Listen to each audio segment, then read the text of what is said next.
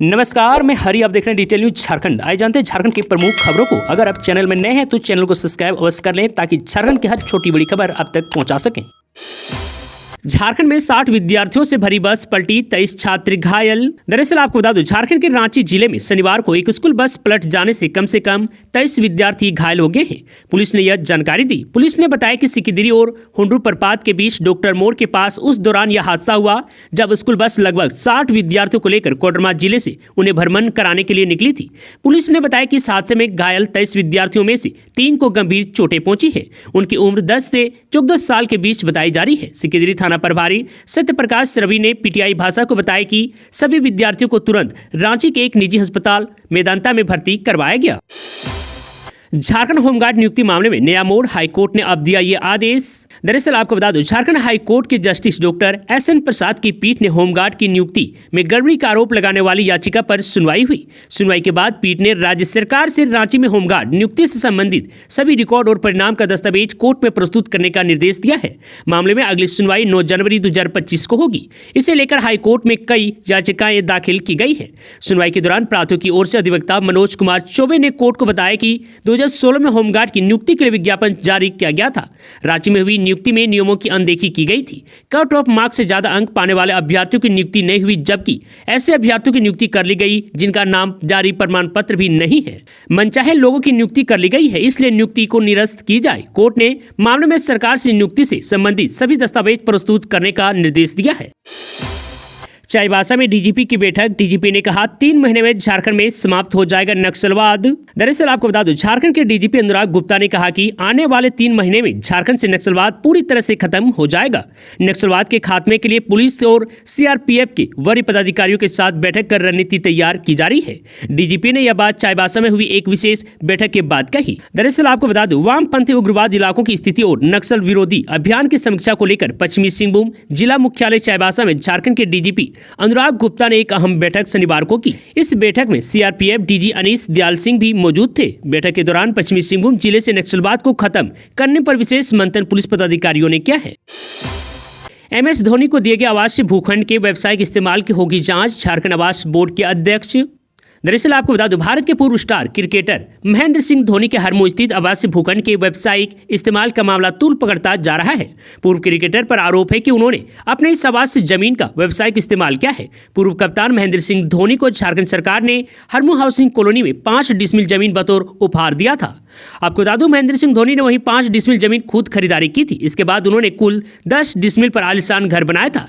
झारखंड आवास बोर्ड के अध्यक्ष संजय लाल पासवान ने बताया कि इसकी जांच होगी। उन्होंने कहा कि पहले भी कई आवंटियों को आवासीय खंड का व्यावसायिक इस्तेमाल करने के लेकर नोटिस जारी किया गया है। आपको बता दूं, इससे पहले गुरुवार को बोर्ड के चेयरमैन संजय लाल पासवान ने मीडिया से कहा था कि जिन लोगों को आवासीय उद्देश्यों से प्लॉट, मकान या क्वार्टर आवंटित किया गया है, वहां किसी तरह की व्यावसायिक गतिविधि संचालित नहीं की जा सकती है। बोर्ड ने ऐसे कई प्लॉट को चिन्हित करते हुए उन्हें नोटिस भेजा था। जिन लोगों ने नोटिस का जवाब नहीं दिया है, उस पर विचार किया जा रहा है। जिसकी ओर से नोटिस पर कोई जवाब नहीं आया, उनके खिलाफ उनके प्लॉट रद्द करने की कार्रवाई शुरू की जा रही है। झारखंड के 2 लाख युवाओं की बल्ले बल्ले 2025 में मिलने जा रही है खुशखबरी, सरकार का ऐलान।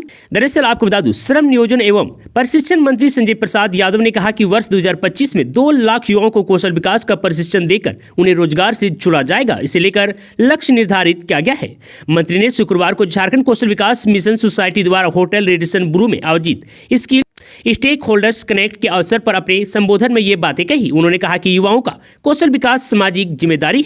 आपको बता दूं, कार्यक्रम में उपस्थित उद्योग प्रतिनिधियों और नियोक्ताओं ने उद्योग की आवश्यकताओं के अनुकूल कौशल विकास प्रशिक्षण पर जोर दिया है। इस मौके पर सोसाइटी के पदाधिकारियों ने बताया कि अब तक 5,25,000 युवाओं को कौशल विकास प्रशिक्षण दिया गया है। इनमें से 4,50,000 युवाओं को प्रमाणीकरण किया गया है तथा 2,25,000 युवाओं को रोजगार उपलब्ध करवाया गया है। आपको बता दें कि कौशल विकास योजना के मुख्य लाभों में शामिल है जैसे निःशुल्क प्रशिक्षण। इस योजना के अंतर्गत दिए जाने वाला प्रशिक्षण पूरी तरह से निःशुल्क रहता है। प्रमाण पत्र, प्रशिक्षण पूरा करने के बाद एक प्रमाण पत्र दिया जाता है जो नौकरी के आवेदन में सहायक होता है। रोजगार के अवसर, प्रशिक्षण के बाद युवाओं को उनकी स्किल के अनुसार रोजगार मिलने का अवसर मिलता है। उसके बाद है आत्मनिर्भरता। युवाओं को सशक्त और आत्मनिर्भर बनाने की दिशा में यह एक महत्वपूर्ण कदम है। बीजेपी नेता ने मैया सम्मान योजना को झारखंड के विकास में बाधक बताया। कहा इसी में फंसी रहेगी सरकार। दरअसल आपको बता दूं, झारखंड विधानसभा चुनाव 2024 में बीजेपी की करारी हार हुई है। बीजेपी नेता लगातार अपनी हार के कारणों को जानने में जुटी हुई है। सारठ में रणधीर सिंह को भी झामू के उदय शंकर सिंह उर्फ चुन्ना सिंह से हार का सामना करना पड़ा। आपको बता दूं कि रणधीर सिंह झारखंड विधानसभा चुनाव 2024 में हार की एक बड़ी वजह परंपरागत वोटरों के बिखराव को मानती है। ईटीवी भारत से बातचीत में उन्होंने कहा कि एक तरफ को झामू और उनके सहयोगियों को एक मुश्त वोट मिले, दूसरी तरफ उनके वोटरों में बिखराव हुआ, जिसके कारण उन्हें हार का सामना करना पड़ा। और वहीं दूसरी तरफ बीजेपी नेता रणधीर सिंह ने झारखंड में मैया सम्मान योजना के कारण विकास प्रभावित होगा। उन्होंने कहा कि जो भी पैसा है उससे या तो विकास हो सकता है या फिर महिलाओं को पैसा दिया जा सकता है। अगर सरकार विकास कार्य करती है तो महिलाओं को पैसे नहीं दे पाएगी, और अगर पैसे देगी तो विकास नहीं हो पाएगा। झारखंड में कांग्रेस घर घर पार्टी का एजेंडा और मिशन पहुंचाने की शुरू करेंगे अभियान। दरअसल आपको बता दूं, झारखंड के चुनाव में कांग्रेस ने इस बार 16 सीटें हासिल की है। हालांकि पार्टी किंग मेकर की भूमिका में नहीं रही। इसी के बाद कांग्रेस ने एक बार फिर पार्टी के मजबूत करने का काम शुरू कर दिया है। पार्टी के एक वरिष्ठ पदाधिकारी ने शनिवार को जानकारी दी है कि कांग्रेस इकाई अपने मिशन और एजेंडे को हर घर पहुंचाने के लिए जनवरी के पहले हफ्ते में राज्यव्यापी अभियान शुरू करेगी। एक मीटिंग के दौरान पार्टी ने राज्य में संगठन को मजबूत करने और संविधान निर्माता भीमराव अंबेडकर का कथित अपमान करने के लिए भारतीय जनता पार्टी बीजेपी के खिलाफ आंदोलन जारी रखने का भी फैसला लिया है। पार्टी कार्यकर्ता को संबोधित करते हुए झारखंड कांग्रेस प्रभारी गुलाम अहमद मीर ने कहा कि हम पार्टी गतिविधियों पर रोशनी डालने वाला एक कैलेंडर जारी करेंगे। उन्होंने कहा कि 6 या 7 जनवरी को हम एक अभियान शुरू करेंगे। इस अभियान के तहत पार्टी कार्यकर्ता पार्टी के मिशन और एजेंडे को फैलाने के लिए घर घर जाएंगे। आपको बता दूं, झारखंड कांग्रेस प्रभारी गुलाम अहमद मीर ने कहा कि इस बैठक का मकसद पार्टी कार्यकर्ता और मतदाताओं के प्रति आभार व्यक्त करना था, जिन्होंने गठबंधन सरकार को सत्ता में वापस लाने के लिए कड़ी मेहनत की है। और वहीं पार्टी कार्यकर्ता को संबोधित करते हुए झारखंड प्रदेश कांग्रेस अध्यक्ष केशव महतो कमलेश ने कहा कि झारखंड में संगठन को मजबूत किया जाएगा। हम संविधान की रक्षा करने के लिए अपना संघर्ष जारी रखेंगे। हम संविधान निर्माता का अपमान करने के लिए बीजेपी और केंद्रीय गृह मंत्री के खिलाफ अपना आंदोलन जारी रखेंगे। विधायकी की तैयारी में थे, छेड़खानी कर पहुंच गए जेल। सीएम हेमंत सोरेन की सख्ती के बाद अरेस्ट हुए जेएलकेएम के नेता।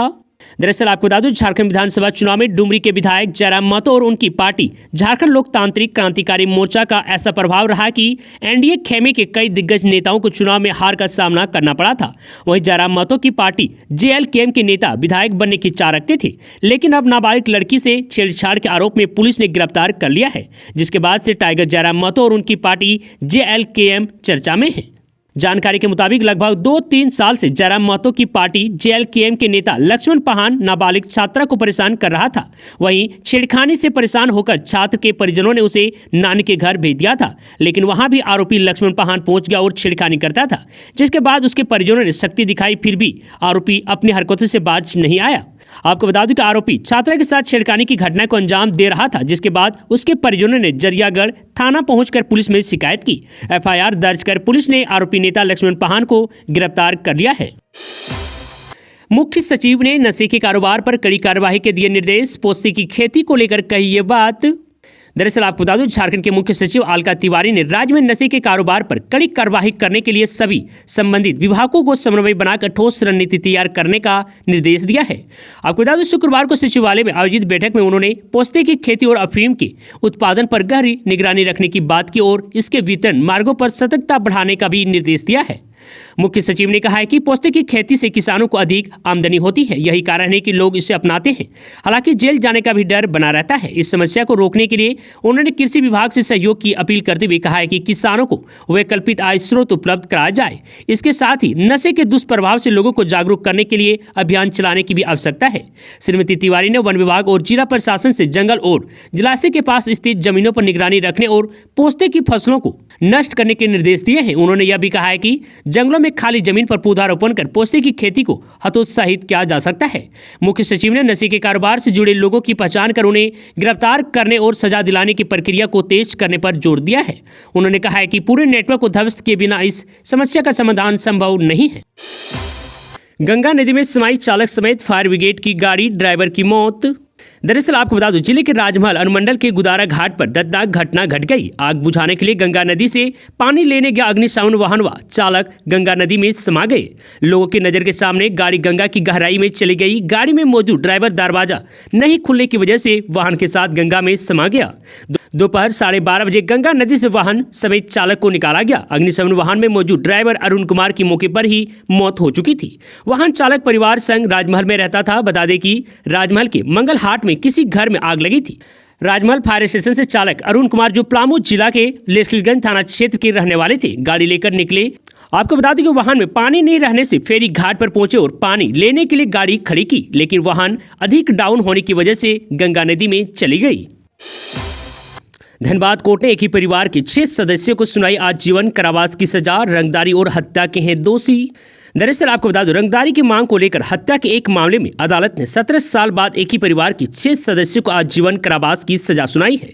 जिला एवं सत्र न्यायाधीश कुलदीप मान की अदालत ने बुधवार को सभी को दोषी करार दिया है, जिसके बाद शनिवार को जिला अदालत ने अपना फैसला सुनाया। आपको बता दो, सदर थाना क्षेत्र के जयप्रकाश नगर के रहने वाले संजय सिंह की हत्या के मामले में अदालत ने नामजद आरोपी विजय प्रताप सिंह, रेवत सिंह, संजय सिंह, उज्जवल सिंह, राजकुमार सिंह और भुवनेश्वर सिंह को आजीवन कारावास की सजा सुनाई, जबकि एक आरोपी राजेंद्र सिंह को साक्ष्य के अभाव में रिहा कर दिया गया है। आपको बता दें, धनबाद कोर्ट के सीनियर पीपी अवधेश कुमार ने जानकारी देते हुए बताया कि जयप्रकाश नगर के रहने वाले राजकुमार सिंह ने 8 लोगों के खिलाफ 3 अप्रैल 2007 को सदर थाना में एक प्राथमिकी दर्ज कराई। प्राथमिकी के अनुसार राजकुमार सिंह ने एक जमीन जयप्रकाश नगर में खरीदी थी। अपने भाई संजय सिंह के साथ राजकुमार सिंह जमीन पर गेट लगवाने गए थे। इस दौरान गेट नहीं लगाने की धमकी दी गई थी। आपको बता दूं कि 3 फरवरी 2007 को राजकुमार सिंह और उसके भाई संजय सिंह जयप्रकाश नगर में खरीदी गई जमीन पर गेट लगवाने के दौरान हथियार से लैस होकर नामजद आरोपी विजय प्रताप सिंह 10 लाख रुपए की रंगदारी की मांग की। इस दौरान संजय सिंह को जान से मारने की नीयत से जख्मी कर दिया गया था, जहां इलाज के दौरान संजय सिंह की मौत हो गई थी। 22 को आएंगे स्वास्थ्य मंत्री डॉक्टर इरफान अंसारी। दरअसल आपको बता दूं, राज्य के स्वास्थ्य मंत्री डॉक्टर इरफान अंसारी 22 दिसंबर को जमशेदपुर में आएंगे। वह यहां चूना शाह बाबा के मजार पर आएंगे। संभावना जताई जा रही है कि वे एमजीएम के डिमना अस्पताल भवन को भी देखने जा सकते हैं। हालांकि इसको लेकर कोई आधिकारिक पत्र नहीं आया है। स्वास्थ्य मंत्री बनने के बाद इरफान अंसारी का पहला जमशेदपुर दौरा होगा।